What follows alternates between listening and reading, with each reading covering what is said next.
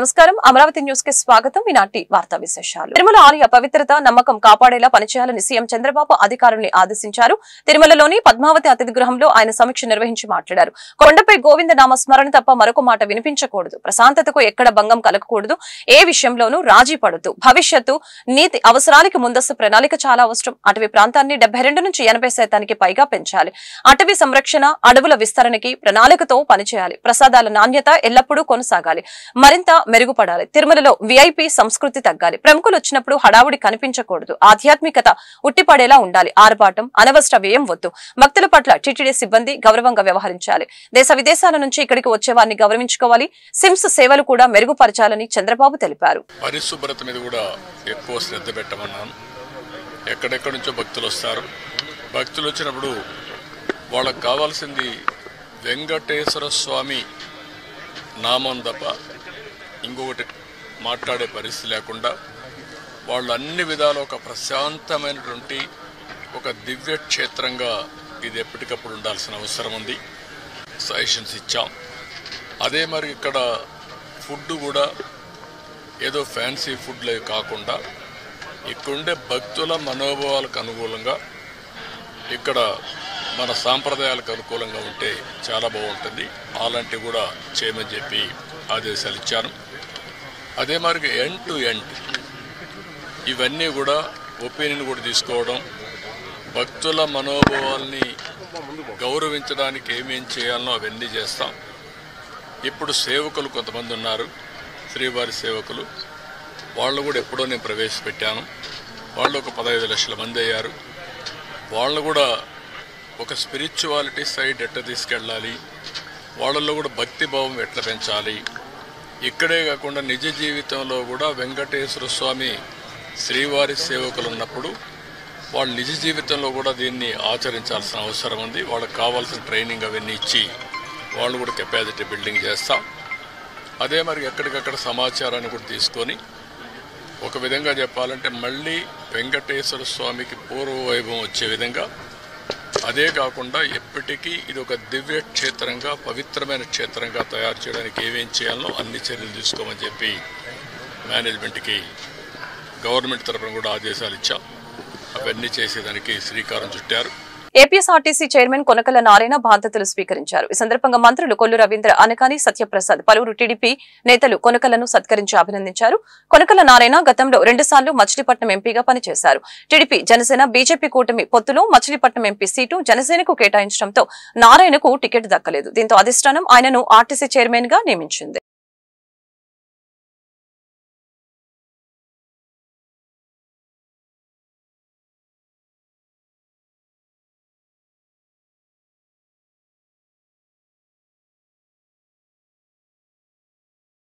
ఇంద్రకీలాద్రిపై దసరా వేడుకలు ఘనంగా జరుగుతున్నాయి 3వ రోజు అన్నపూర్ణదేవి అలంకరణలో అమ్మవారు భక్తులకి దర్శనమిస్తున్నారు సకల చరాచర సృష్టికి ప్రాణధారమైన అన్నం ఈ తల్లి దైవాలని లభిస్తోంది అందుకే అన్నం పరబ్రహ్మ స్వరూపమని పెద్దలు చెబుతారు ఈ రూపంలో ఆది పరాశక్తిని అర్చిస్తే బుద్ధి వికాసం సమయస్ఫూర్తి బుద్ధి కుశలత వాక్సిద్ధి శుద్ధి కలుగుతాయి మానవుడిని సంపూర్ణుడిగా ఈ తల్లి అనుగ్రహిస్తోంది అమ్మ ధరించిన అక్షయపాత్ర సకల శుభాలను అందిస్తోంది బిడ్డల ఆకలి తీర్చడానికి ఆదిపరాశక్తి స్వయంగా అన్నపూర్ణ దేవికి రావటం ఈ అవతార విశేషం పరిపూర్ణమైన చిత్తంతో ఆరాధించిన వారి సమస్త పోషణ భారాన్ని ఈమె స్వయంగా వహిస్తోంది శ్రీవారి సాలకట్ల బ్రహ్మోత్సవాలు తిరుమలలో వైభవంగా కొనసాగుతున్నాయి ఇందులో భాగంగా శనివారం ఉదయం శ్రీవారిని చిన్నశేష వాహనంపై మాడవీధుల్లో ఊరేగించారు మురళీకృష్ణుడు అవతారంలో ఆయన భక్తులకి అభయ ప్రదానం చేశారు 10 గంటల వరకు చిన్నశేష వాహన సేవ కొనసాగుతుంది మధ్యాహ్నం 1 గంట నుంచి 3 గంటల వరకు స్నపన తిరువంచనం రాత్రి 7 గంటల నుంచి 9 గంటల వరకు హంస వాహన సేవ జరగనుంది పురాణ ప్రాశస్యం ప్రకారం చిన్న శేషుణ్ణి వాసుకిగా భావిస్తారు శ్రీ వైష్ణవ సాంప్రదాయానుసారం భగవంతుడు శేషి ప్రపంచ శేషభూతం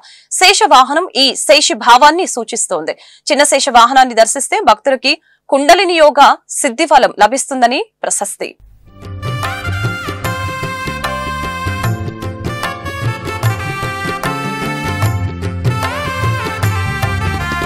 నమో నమో శ్రీహరి గోవింద గోవింద నమో నమో హరి హరి గోవింద గోవింద శ్రీనివాస పాహి మా శ్రీ వెంకటేశ రక్ష మా తిరుమలేశ పాహి మా శ్రీ వెంకటేశ రక్షమా నీ నామమే లాలిత్యమే గోవిందమే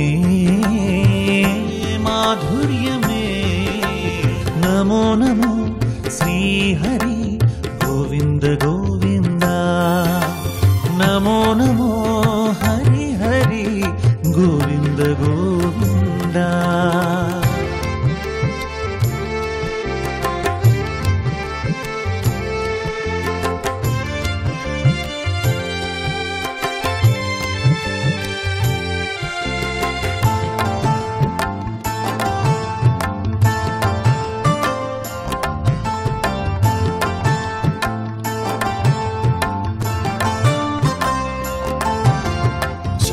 ముక్తి తిరునగిరి భక్తాసక్తి స్వర్ణగిరి సమవీక్షణంగా మారక్షణంగా గుంటూరు నగరంలో రోడ్ల ప్యాచ్ వర్కులను యుద్ధ ప్రాతిపదికన చేపట్టాలని గుంటూరు నగర కమిషనర్ పులి శ్రీనివాసులు ఇంజనీరింగ్ అధికారులను ఆదేశించారు.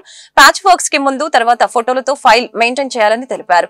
శనివారం Pedda Palakaluru road, JKC college road, Pattabhipuram, Vidyanagar main road, KVP colony road, Nallacheruvu road, GT రోడ్లని నగర కమిషనర్ ఇంజనీరింగ్ అధికారులతో కలిసి పరిశీలించారు.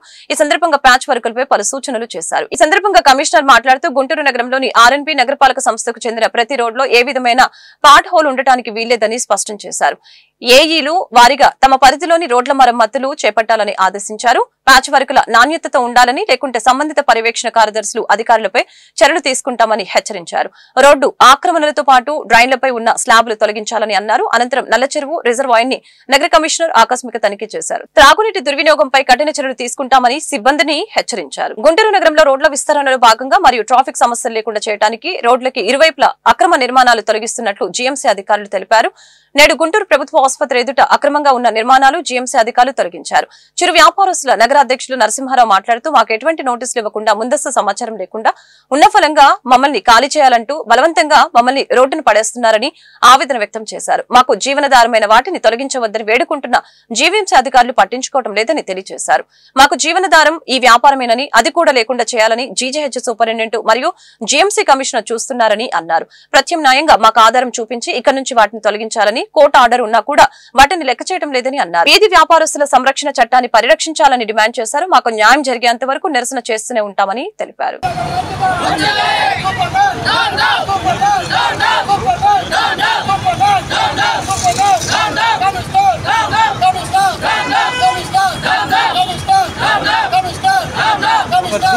వయోవృత్తుల సంక్షేమానికి కేంద్ర రాష్ట్ర ప్రభుత్వాలు కట్టుబడి ఉన్నాయని విభిన్న ప్రతిభావంతులు వయోవృత్తుల సంక్షేమ శాఖ గుంటూరు అధికారి సువార్త తెలిపారు. అలాగే వయోవృత్తుల భద్రతకి రక్షణ చట్టాలు ఉన్నాయని చెప్పారు. ఈ చట్టాలపై వారిలో అవగాహన కలిగిస్తున్నామని పేర్కొన్నారు. గుంటూరు జిల్లా విభిన్న ప్రతిభావంతుల వయోవృత్తుల సంక్షేమ శాఖ ఆధ్వర్యంలో గుంటూరు జిల్లా ప్రజా పరిషత్ సమావేశ మందిరంలో శనివారం అంతర్జాతీయ వయోవృత్తుల దినోత్సవం జరిగింది. ఈ సందర్భంగా ఆయుష్ శాఖ ఆధ్వర్యంలో వయోవృత్తులకి వైద్య పరీక్షలు ఉచితంగా నిర్వహించారు. ఈ మేరకు సువార్త మీడియాతో మాట్లాడారు. సమాజంలో నానాటికి వయోవృత్తులపై దాడులు పెరిగిపోతున్నాయని చెప్పారు. కార్యక్రమంలో పలు స్వచ్ఛంద సంస్థల నిర్వాహకులు పాల్గొన్నారు. జిల్లా కలెక్టర్ గారి ఆదేశాల మేరకు అక్టోబర్ 1వ తారీఖు ప్రపంచ వయోవృద్ధుల దినోత్సవాన్ని ఈరోజు జిల్లా పరిషత్ మీటింగ్ హాల్లో జరుపుకోవడం జరుగుతుంది. ముఖ్యంగా దీని ఉద్దేశం ఏంటంటే మన జిల్లాలో ఉన్నటువంటి వయోవృద్ధులందరికీ కూడా వాళ్ళకి సంబంధించిన యాక్ట్, అంటే వాళ్ళకి వాళ్ళ పిల్లల నుంచి ఆదరణ కరువైనప్పుడు ఏ విధంగా వాళ్ళు ఎవరిని సంప్రదించవచ్చు అనేది దాని గురించి కూడా వాళ్ళకి అవగాహన కల్పించడం కోసం మనము ఈ కార్యక్రమాన్ని నిర్వహించడం జరుగుతుంది. అంటే దీంట్లో ఈ కార్యక్రమంలో సెలబ్రేషన్సే కాకుండా వాళ్ళకి తెలియాల్సిన యాక్ట్ గురించి కానీ డివిజనల్ లెవెల్లో, అదేవిధంగా జిల్లా స్థాయిలో అప్పీలేట్ ట్రిబ్యునల్స్, మెయింటెనెన్స్ ట్రిబ్యునల్స్, వీటన్నిటి గురించి కూడా వాళ్ళకి అవగాహన కల్పిస్తూ వాళ్ళకి రక్షణ కల్పించడానికి కూడా మనకి జిల్లా పరిధిలో, అదేవిధంగా డిఎల్ఎస్ఏ పరిధిలో కూడా యాక్ట్ ఉందని వాళ్ళకి అవగాహన కల్పిస్తున్నాము. అంతేకాకుండా మనకు కొంతమంది స్టూడెంట్స్ని కూడా దీంట్లో భాగస్వాములు చేశాము. జేకేసీ కాలేజ్ నుంచి పిల్లలు అటెండ్ అయ్యారు. వాళ్ళకు కూడా అంటే ఫ్యూచర్లో వాళ్ళు కూడా వాళ్ళ పేరెంట్స్ని కానీ లేదా పెద్దవాళ్ళకి ఎలా గౌరవించాలి, వాళ్ళని ఎలా చూసుకోవాలి, దానికి సంబంధించిన మనకి సెంట్రల్ గవర్నమెంట్ నుంచి ప్రతిజ్ఞ కూడా మనకి ఈ అక్టోబర్ 1వ తారీఖుకి పంపించడం జరిగింది. దీంట్లో భాగంగా అందరితో కూడా ప్రతిజ్ఞ చేయించాము. ఈ ప్రోగ్రాంలో మన సీనియర్ సిటిజన్స్ అసోసియేషన్స్ ప్రెసిడెంట్స్, అదేవిధంగా ఓల్డ్ ఏజ్ హోమ్స్ నిర్వహించినటువంటి NGOs కూడా భాగస్వాములై ఈ ప్రోగ్రాంను ఎంతో ఘనంగా దిగ్విజయంగా నిర్వహించగలిగాము. ముఖ్యంగా ఏంటంటే వాళ్ళల్లో ఉత్సాహం, అంటే మనము 60 సంవత్సరాలు నిండిన వాళ్ళని వయోవృద్ధులు అంటున్నాము, కానీ వాళ్ళు ఇలాంటి ప్రోగ్రాంలో రావడం వల్ల, ఇలాంటి అవేర్నెస్ రావడం వలన ఇంకా మెరుగ్గా వాళ్ళ ఆరోగ్యం కానీ, లేకపోతే వాళ్ళకున్న ఎటువంటి హెల్త్ ఇష్యూస్ కానీ మనం ఆయుష్ ద్వారా కూడా ఒకటి మెడికల్ క్యాంప్ పెట్టాము, DMHO ద్వారా కూడా ఒక మెడికల్ క్యాంప్ పెట్టాము. ఇదంతా కూడా వారు సద్వినియోగం చేసుకోవాల్సిందిగా కోరుచున్నాం. సనాతన ధర్మం కాపాడుకోవాల్సిన సమయం ఆసనమైందని బీజేపీ సీనియర్ నాయకులు జూపూడి రంగరాజు పిలుపునిచ్చారు. హైందవ చైతన్యానికి భగవద్గీత ప్రతీత అని చెప్పారు. ఆంధ్రప్రదేశ్ హైందవ డెవలప్మెంట్ సొసైటీ ఆధ్వర్యంలో నవంబర్ 25వ తేదీన మహారుద్రాభిషేకం జరుగుతుందని పేర్కొన్నారు. శనివారం గుంటూరు బ్రాడీపేటలో ఏర్పాటు చేసిన మీడియా సమావేశంలో బీజేపీ నాయకులు జూపూడి రంగరాజు, జనసేన పార్టీ నాయకులు అడప మాణిక్యాలరావు, అనిల్ బెహ్రా, గాయత్రి బెహ్రా మహారుద్రాభిషేకం పోస్టర్ ని విడుదల చేశారు. ఈ సందర్భంగా జూపూడి రంగరాజు మాట్లాడారు. ఆంధ్రప్రదేశ్ హైందవ డెవలప్మెంట్ సొసైటీ ఆధ్వర్యంలో గుంటూరు నగరంలో 4వసారి మహారుద్రాభిషేకం నిర్వహించడం గొప్ప విషయమని చెప్పారు. రాజేష్ నాథ్ అఘోరి ఆధ్వర్యంలో మహారుద్రాభిషేకం జరుగుతుందని పేర్కొన్నారు. కార్యక్రమంలో కుల మతాలకు అతీతంగా భక్తులు పాల్గొని శివుని అనుగ్రహం పొందాలని అన్నారు. దక్షిణాయనంలో ప్రారంభమైనటువంటి పండుగల్లో వినాయక చవితి తర్వాత ఈ రోజున దసరా ఉత్సవాలు జరుపుకుంటున్నాం. దసరా ఉత్సవాలు అయిపోగానే కార్తీక మాసం వస్తుంది. కార్తీక మాసంలో గుంటూరులో గత 4 సంవత్సరాల బట్టి ప్రజలందరికీ అందుబాటులో ఉండేటట్టుగా జాతి, కుల, మత, వర్గ విచక్షణ లేకుండా అందరూ కూడా శివానుగ్రహం కోసమని, ఏ శివుడైతే అన్నిటికీ కారణభూతమైనాడో ఆయన యొక్క రుద్రాభిషేకం గుంటూరులో కనుల పండుగ జరుపుకోవాల ఉద్దేశం పైన ఆంధ్ర అభివృద్ధి సొసైటీ అనిల్ బెహ్రా ఆధ్వర్యంలో గత 4 సంవత్సరాలు బట్టి జరుపుతున్నాం. దీనికి రాజేష్ నాథ్ అఘోరి గారని చెప్పి ఆయన ఉజ్జయినికి సంబంధించినట్టు ఆయన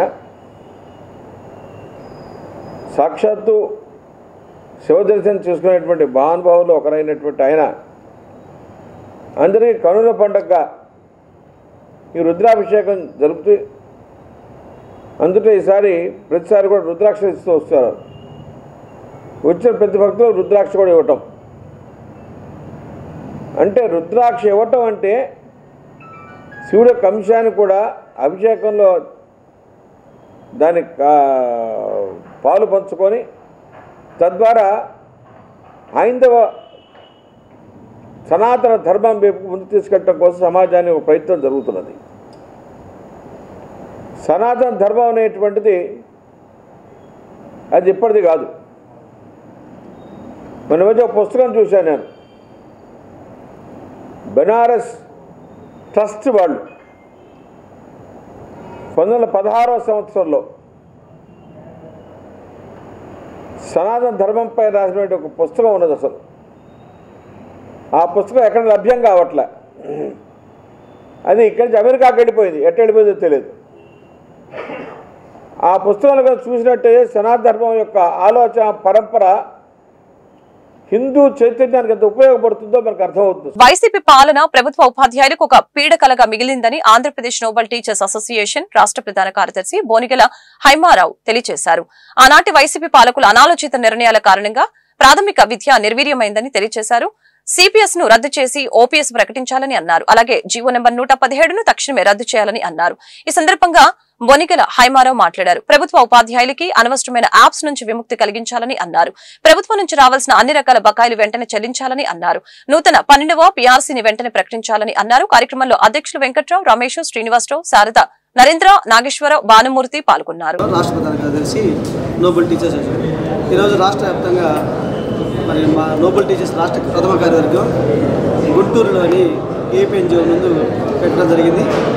ఈ కార్యక్రమానికి రాష్ట్రం నుంచి మా కార్యవర్గ సభ్యులు అలాగే 25 జిల్లాల అధ్యక్ష ప్రధాన అందరూ హాజరవడం జరిగింది. ఈ సమావేశం ముఖ్యంగా ఉపాధ్యాయులు ఎదుర్కొన్న సమస్యలు, విద్యారంగాన్ని బలోపేతం చేయడానికి మా యొక్క సూచనలన్నీ కూడా తయారు చేసుకొని తీర్మానం చేసి మేము ప్రభుత్వానికి అందజేయాలని కోరుకుంటున్నాం. మరి గత 5 సంవత్సరాల్లో విద్యా వ్యవస్థను గత ప్రభుత్వం సర్వనాశనం చేసింది. ముఖ్యంగా ప్రాథమిక వ్యవస్థను పూర్తిగా నాశనం చేయడం జరిగింది. మిత్రులారా, జీవో 117 తెచ్చి 3-4 తరగతులని సుమారు 2 నుంచి 3 కిలోమీటర్ల పిల్లలు పంపించడం జరిగింది. దానివల్ల ప్రాథమిక విద్యాస పూర్తిగా ఈరోజు సర్వనాశనం అయిపోయింది. మరి కూటమి ప్రభుత్వం రాగానే విద్యాశాఖ మంత్రి లోకేష్ గారు త్వరలో 117 జీవోను విద్యా సంవత్సరం నుంచి రద్దు చేసి మళ్ళీ 3-4 తరగతులు మళ్ళీ వెనక్కి పంపిస్తామన్నారు. దానికి మా సంఘపక్షం వారికి ధన్యవాదాలు. అదేవిధంగా ఇంకా చూసినట్లయితే తెలుగు మీడియం, ఇంగ్లీష్ మీడియం ఈరోజు 10th క్లాస్ పిల్లలు 8th వరకు తెలుగు మీడియం చదివి 9th to 10th English medium రావడం అనేది చాలా అసాధ్యంగా ఉంది. పిల్లలు ఈరోజు యాంత్రికంగా ఉన్నారు తప్ప వాళ్ళ యొక్క మీడియం మీద కొట్టలేక చాలా ఇబ్బంది పడుతూ ఉన్నారు. కావున తెలుగు మీడియం కూడా సమాంతరంగా ఏర్పాటు చేయాలని మేము కోరుతా ఉన్నాం. అలాగే పిఆర్సీ బకాయిలు మరి గత ప్రభుత్వం 5 ఏళ్ల కాలంలో దాదాపు 22,354 కోట్లు బకాయిలు పెట్టారు. సకాల పిఆర్సీ ఇవ్వలేకపోయారు, సకాల డిఏ ఇవ్వలేకపోయారు. వాళ్ళ పిఆర్సీ తీవ్ర నష్టం జరిగింది. కాబట్టి ఆ బకాయిలను కూడా వెంటనే మంజూరు చేయాలని కోరుకుంటా ఉన్నాం. అలాగే 12వ పిఆర్సీ కమిషన్ కూడా వేసి ఉపాధ్యాయులు త్వరగా ఐఆర్ ప్రకటించాలని మరి మా నోబుల్ టీచర్స్ అసోసియేషన్ కోరుకుంటూ మరి ఇంకా ఉన్న సమస్యలన్నీ కూడా మేము త్వరలో ప్రభుత్వాన్ని కలిసి నివేదించడానికి ప్రయత్నం చేస్తామని తెలియజేస్తాం. పాలస్తీనాపై ఇజ్రాయెల్ కొనసాగిస్తున్న పాశవిక దాడులను వ్యతిరేకిస్తూ ఈ నెల 7వ తేదీన వామపక్షాల ఆధ్వర్యంలో పాలస్తీనా సంఘీభావ దినాన్ని గుంటూరు జిల్లాలో విస్తృతంగా జరుపుకుంటామని వామపక్ష నేతలు పాసన రామారావు, జంగల అజయ్ కుమార్ పిలుపునిచ్చారు. గుంటూరు బ్రాడ్పేటలోని సిపిఎం జిల్లా కార్యాలయంలో శనివారం ఏర్పాటు చేసిన మీడియా సమావేశంలో వారు మాట్లాడారు. సంవత్సరం క్రితం ఇజ్రాయెల్ గాజా పట్టణంపై దాడి చేసినప్పుడు సుమారు 85,000 మంది పౌరులు మరణించారని గుర్తు చేశారు. అంతర్జాతీయ న్యాయస్థానం కాల్పులు విరమించమని, దాడులు ఆపాలని తీర్మానం చేసిన అమెరికా మద్దతుతో ఇజ్రాయెల్ రెచ్చిపోతుందని అన్నారు. పాలస్తీనా జాతిని అంతం చేయడమే లక్ష్యంగా ఇజ్రాయెల్ యుద్ధం కొనసాగుతుందని ఆందోళన వ్యక్తం చేశారు. ఈ చర్యల్ని ఖండిస్తూ అన్ని మండల పట్టణ కేంద్రాల్లో నిరసన తెలుపుతున్నామని అన్నారు. సమావేశంలో వామపక్ష నేతలు ఉల్లిగడ్డల నాగేశ్వరరావు, వి నరసింహారావు, కోటేశ్వరరావు, అరుణ్, ఈమని అప్పారావు తదితరులు పాల్గొన్నారు. ప్రారంభించి 7వ తారీఖుకి సంవత్సరం పూర్తవుతుంది. ఈ సందర్భంగా దేశవ్యాప్తంగా వామపక్ష పార్టీలు పాలస్తీనా మీద జరుగుతున్నటువంటి దాడులకు నిరసనగా, వారి ఉద్యమాలకు మద్దతుగా, ఇజ్రాయెల్ దాష్టీకానికి వ్యతిరేకంగా దేశవ్యాప్తంగా నిరసన కార్యక్రమాలు చేయమని పిలిపించింది. మన జిల్లాలో కూడా 9 వామపక్షాలు ఈరోజు ప్రెస్ మీట్ జరిపి అన్ని మండలాలు, పట్టణాలు, నియోజకవర్గ కేంద్రాల్లో కంపల్సరిగా ఈ నిరసన కార్యక్రమం చేయాలని చెప్పేసి నిర్ణయించింది. ఈ సంవత్సర కాలంలో ఎంత భయంకరమైనటువంటి పరిస్థితి అంటే, ఒక మెడికల్ జర్నల్లో ఒక వ్యాఖ్య చేసింది. 85,000 మంది పాలస్తీనియన్లని చంపేశారు యుద్ధంలో. వీళ్ళలో ప్రధానంగా ముసలాళ్ళు, వృద్ధులు, అదేవిధంగా బాలబాలికలు, ఇలాంటి వాళ్ళు ఎక్కువ మంది చనిపోవడం అనేది జరిగింది. వాళ్ళ టార్గెట్ కూడా ఏంటి? ప్రధానంగా ముఖ్యంగా చూస్తే స్కూళ్ళు, కాలేజీలు, హాస్పిటల్స్, బస్టాండ్లు ఇట్లాంటి వాటి మీద కేంద్రీకరించి బాంబు దాడులు జరుపుతున్నటువంటి నేపథ్యం ఉంది. ఈ దాడులను ఆపాలని చెప్పేసి ఐక్యరాజ్య సమితి, అంతర్జాతీయ న్యాయస్థానం ముక్తఖండంతో ఇన్ని ఆపాలి, ఇది సరికాదు, ఇది అన్యాయం అని చెప్పేసి చెప్పినా కూడా అమెరికా మద్దతుతోటి దాడుల్ని కొనసాగిస్తూ ఉన్నటువంటి నేపథ్యం ఉంది. తక్షణమే మేము కోరుతా ఉన్నాం, ఆ రకంగా దాడులు ఆపాల్సినటువంటి అవసరం ఉంది. ఇక ముఖ్యమైనటువంటి అంశం ఏంటంటే, దీని వెనక ప్రధానంగా అమెరికా ఉంది. ఇటీవల కాలంలో అమెరికా మద్దతుతోటి ఈ దాడులు జరుగుతూ ఉన్నాయి. ఇప్పుడు పాలస్తీనాకి సంబంధించి ఆ పాలస్తీనా స్వాతంత్రాన్ని రక్షించుకోవడం కోసం హమాస్ అనేటువంటి ఒక సంస్థ ఉంది. ఆ సంస్థలో ఉన్నటువంటి ముఖ్యమైనటువంటి నాయకులందరినీ చంపేస్తున్నారు. ఆ సంస్థను నాశనం చేయాలని చెప్పేసి చూస్తున్నారు. అసలు పాలస్తీనియన్ జాతే ఉండకూడదు అనేటువంటి పద్ధతుల్లో ఈరోజు ఈ దాడులు జరుగుతూ ఉన్నాయి. అమెరికా సామ్రాజ్యవాదం, అమెరికా మద్దతుతోటి ఈ దాడులు జరుగుతూ ఉన్నాయి. భారతదేశంలో ఉన్నటువంటి నరేంద్ర మోడీ కూడా అమెరికాకు మద్దతిస్తూ పరోక్షంగా ఈ దాడులకి సహకరిస్తూ ఉన్నటువంటి నేపథ్యం ఉంది. కాబట్టి ఈ సంవత్సరం అయిన సందర్భంగా, పాలస్తీనా మీద దాడులు ప్రారంభించిన సంవత్సరం అయిన సందర్భంగా దేశవ్యాప్తంగా పాలస్తీనాకు మద్దతుగా, ఇజ్రాయెల్కి వ్యతిరేకంగా పెద్ద ఎత్తున నిరసన కార్యక్రమాలు చేపట్టాలని చెప్పేసి వామపక్షాలు పిలుపునిస్తున్నాయి. అమెరికా అండతోటి ఇజ్రాయెల్ పాలస్తీనా పైన జరుపుతున్నటువంటి అమానవీయమైనటువంటి దాడి గత సంవత్సర కాలంగా కొనసాగుతూ ఉన్నది. ఎవరు చెప్పినా, అంతర్జాతీయ న్యాయస్థానం చెప్పినా, అలాగే పౌర హక్కుల సంఘాలు చెప్పినా, ప్రపంచంలో ఉన్నటువంటి ఎక్కువ దేశాలు చెప్పినా ఏమాత్రం పరిగణలోకి తీసుకోనంత రాక్షసంగా ఇజ్రాయెల్ ప్రవర్తిస్తూ పాలస్తీనా అనేటటువంటి దాన్ని ప్రపంచ పటం నుంచి తొలగించాలనేటటువంటి దుర్బుద్ధితోటి ఇదంతా కూడా చేస్తూ ఉంది.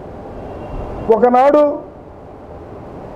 ఇజ్రాయెల్ అనేటటువంటిది రేఖామాత్రంగా కూడా చూస్తే కనపడనంత చిన్నగా ఉండే ఇజ్రాయెల్ ఈ రోజున ఇంత పెద్ద భూభాగాన్ని సమకూర్చుకోవడానికి పాలస్తీనా పైన అరాచకంగా పైశాచికంగా దాడి చేసి వాళ్ళ యొక్క భూభాగాన్ని స్వాధీనం చేసుకొని మళ్ళీ గత సంవత్సరం 7వ తేదీ నుంచి మళ్ళీ కొనసాగిస్తూ ఇంకా ఎక్కువ ఆక్రమించుకోవడానికి పాలస్తీనాలో ఉన్నటువంటి వాళ్ళందరినీ కూడా పెద్ద పెద్ద దాడులు చూస్తూ ఉన్నాం.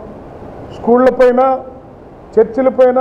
రాష్ట్రం అరాచక ఆంధ్రప్రదేశ్ గా మారిందని వైఎస్ఆర్సీపీ మహిళా విభాగం అధ్యక్షురాలు వరదు కళ్యాణి మండిపడ్డారు. కూటమి ప్రభుత్వ పాలనలో రోజు రోజుకి రాష్ట్రంలో మహిళలపై హత్యలు, లైంగిక దాడులు పెరిగిపోతున్నాయని ఆగ్రహం వ్యక్తం చేశారు.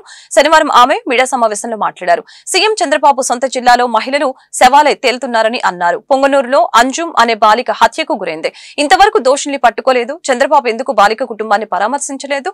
అదేవిధంగా చంద్రబాబు పాలనలో చిత్తు కాగితానికి ఉన్న విలువ మహిళలకి లేదు. హోంమంత్రి అనిత నియోజకవర్గంలో మహిళల్ని వ్యవస్థను చేసి టీడీపీ నాయకుల్ని దాడి చేశారు. ఆడపిల్లల రక్షణ కోసం కూటమి ప్రభుత్వం ఏం చేసింది? 5 నెలల చిన్న పిల్లలపై కూడా లైంగిక దాడులు జరుగుతున్నాయి. రాష్ట్రంలో మహిళలపై జరుగుతున్న హత్యలు, లైంగిక దాడులపై ఎందుకు పవన్ కళ్యాణ్ ప్రశ్నించడం లేదు అని వరదు కళ్యాణి ప్రశ్నించారు. లోకేష్ గారి సొంత నియోజకవర్గంలో వరుసగా 3 సంఘటనలు.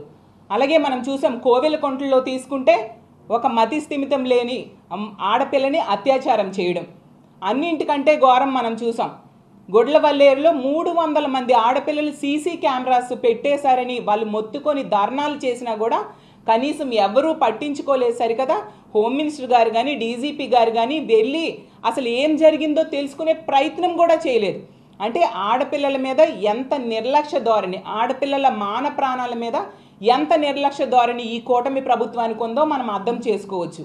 ఇలాంటి దారుణమైన సంఘటనలు వీళ్ళు కొనసాగుతూ ఉంటే ప్రజలన్నీ గమనిస్తూ ఉన్నారనే విషయం మర్చిపోకూడదని నేను తెలియజేస్తూ ఉన్నాను. అలాగే పవన్ కళ్యాణ్ గారు తీసుకుంటే చెప్పారు ఎన్నికల ముందు 30,000 మంది ఆడపిల్లలు కనిపించట్లేదంటూ ఉపన్యాసాలు ఇచ్చారు. మరి ముచ్చుమరి సంఘటన జరిగింది. అప్పుడు ఇన్ని రోజులైనా కూడా ఆ మృతదేహాన్ని ప్రభుత్వం కానీ పోలీసులు కానీ కనిపెట్టలేని పరిస్థితి అయింది. మరి పవన్ కళ్యాణ్ గారు ఎందుకు ప్రశ్నించట్లేదు? అలాగే రాంబెల్లి సంఘటన జరిగింది, ఏం పరామర్శకు వెళ్ళొచ్చు కదా. గొడ్లవల్లేరు సంఘటన అయింది, వాటన్నిటి గురించి ఎందుకు మాట్లాడలేదు? ఈవెను ఈ పొంగనూరు సంఘటన జరిగినప్పుడు పవన్ కళ్యాణ్ గారు అదే జిల్లాలో తిరుపతిలో ఉన్నారు. పోలీసులకు డైరెక్షన్స్ ఇవ్వచ్చు, లేదా కుటుంబం దగ్గరికి వెళ్ళి ఒక ధైర్యాన్ని భరోసాని ఇవ్వచ్చు. అవేమీ చేయట్లేదు. ఇదేనా మీ అందరి బాధ్యత ఆడపిల్లల మీద, ఆడపిల్లల రక్షణ మీద నేను ప్రశ్నిస్తూ ఉన్నాను. అసలు ఈ రాష్ట్రంలో ఈ ప్రభుత్వం గొప్పగా చెప్పుకుంటూ ఉంటుంది, ఇదేదో మరి చాలా మంచి ప్రభుత్వం అని చెప్పి. కానీ ఇది మంచి ప్రభుత్వం కాదు, ఆడపిల్లలను అంతమొందించే ప్రభుత్వం అని ఈ రాష్ట్రంలో ఉన్న ప్రజలందరూ కూడా అనుకుంటూ ఉన్నారు. చంద్రబాబు నాయుడు గారు ఎన్నికల టైంలో ఓదరగొట్టేస్తూ అతను ఎమ్మెల్యే క్యాండిడేట్స్ ప్రచారం చేశారు. బాబు షూరిటీ భవిష్యత్తు గ్యారంటీ అంటూ. కానీ చంద్రబాబు నాయుడు గారు ముఖ్యమంత్రిగా కూటమి ప్రభుత్వం అధికారంలోకి వచ్చాక ఈ రాష్ట్రంలో ఆడపిల్లల మాన ప్రాణాలకు షూరిటీ లేని పరిస్థితిని కూటమి ప్రభుత్వం తీసుకొచ్చి లడ్డు వివాదంపై సుప్రీంకోర్టు తీర్పును స్వాగతిస్తున్నామని మాజీ మంత్రి కురసాల కన్నబాబు తెలిపారు. శనివారం ఆయన మీడియాతో మాట్లాడారు. ఈ తీర్పు చంద్రబాబుకి చెంపపెట్టని అన్నారు. దేవుణ్ణి రాజకీయాల్లోకి లాగొద్దని సుప్రీం స్పష్టం చేసింది. డైవర్షన్ పాలిటిక్స్ కోసం చంద్రబాబు శ్రీవారిని వాడుకుంటున్నారు. భక్తుల మనోభావాలకి భంగం కలిగింది. గత ప్రభుత్వంపై బురద చల్లి రాద్ధాంతం చేశారు. చంద్రబాబు ఎండుకో ఇంకా కట్టుకథల్ని ప్రచారం చేస్తున్నారు. జగన్ ని తగ్గిస్తున్నామని అనుకుంటూ టీటీడీ విశిష్టతను దెబ్బతీస్తున్నారని కన్నబాబు మండిపడ్డారు. డైరెక్టర్ ఆధ్వర్యంలో ఒక స్వాతంత్ర విచారణ వ్యవస్థని సుప్రీంకోర్టు నియమించింది. దీంతో నిజానిజాలు నిగ్గు తేల్తాయని అందరం భావిస్తూ ఉన్నాం. అయినా సరే తెలుగుదేశం పార్టీ, చంద్రబాబు నాయుడు గారు, వారితో కలిసి ప్రయాణం చేస్తున్న వాళ్ళు ఈ దుష్ప్రచారాన్ని విడిచిపెట్టట్లేదు. ఇంకా కట్టుకథలు ప్రచారం చేస్తూనే ఉన్నారు. ఎంత దుర్మార్గమైన అబద్ధాలు ప్రచారం చేస్తున్నారంటే, జగన్మోహన్ రెడ్డి గారిని కించపరుస్తున్నాము, జగన్మోహన్ రెడ్డి గారిని తగ్గిస్తున్నాము అనుకుంటూ ఈ రాష్ట్రంలో కాదు దేశంలోని, అదే ప్రపంచవ్యాప్తంగా పవిత్రంగా కొలిచే వెంకటేశ్వర స్వామి ఖ్యాతిని, విశిష్టతని తగ్గిస్తున్నామని ఆలోచన వాళ్ళకి ఎందుకు లేదో అర్థం కావడం లేదు. ఈ సమస్యలన్నింటినీ గాలికి వదిలేసి మాది మంచి ప్రభుత్వం అని మీరు ప్రచారం చేసుకుంటూ ఉన్నారు. ఇది మంచి ప్రభుత్వం అని చెప్తూ ఉన్నారు. ఇది మంచి ప్రభుత్వం అని మీరు కాదు చెప్పాల్సింది, ప్రజలు చెప్పాలి. మనకు మనం బాజాలు వాయించుకుంటే అది నిజమని నమ్మే రోజులు పోయినాయి. ఇది మంచి ప్రభుత్వమా, ముంచే ప్రభుత్వమా ప్రజలకి అర్థమవుతూ ఉంది. మీరు విస్మరించిన ప్రజా సమస్యల్ని ఒక ప్రతిపక్ష పార్టీగా వైఎస్ఆర్ పార్టీ విస్మరించదనే విషయాన్ని కూడా ఈ సందర్భంగా నేను చెప్తా ఉన్నా. ఎందుకంటే మీరు పట్టించుకోక, మేము పట్టించుకోకపోతే ఈ రాష్ట్ర ప్రజలకి అన్యాయం చేసిన వాళ్ళు అవుతాం. 30,000 40,000 పెట్టి ఒక ట్రక్కు కొనుక్కునే పరిస్థితి. కళ్ళ ముందు విశాఖ ఉక్కుని ప్రైవేటు పరం చేయడానికి చాలా శరవేగంగా అడుగులు పడుతూ ఉన్నాయి. 4,000 మంది కార్మికుల్ని తొలగించారని ఆందోళన జరుగుతూ ఉన్నాయి. మాటల్లో, ప్రకటనలో తప్ప కార్యాచరణలో దాన్ని కాపాడే కార్యక్రమం జరగడం లేదు. ఆ విశాఖ ఉక్కుని కాపాడేందుకు ఒక్క చర్య కూడా ముందుకు తీసుకోలేదు. దాని గురించి మాట్లాడడం లేదు. అదే కాదు, మెడికల్ సీట్లు, ఈ రాష్ట్రంలో కొత్త మెడికల్ కాలేజీలు నిర్మాణం చేసి అధికంగా సీట్లు కావాలనే ఉద్దేశంతో మెడికల్ సీట్లని పేదలకి అందుబాటులో తీసుకురావాలని ప్రయత్నం చేస్తే వాటిని కూడా వదులుకునే ప్రభుత్వాన్ని గతంలో ఎప్పుడూ చూడలేదు, భవిష్యత్తులో చూడం. ఈ వార్తలు ఇంతటితో సమాప్తం. మరొక బులెటిన్లో మళ్ళీ కలుద్దాం. నమస్కారం.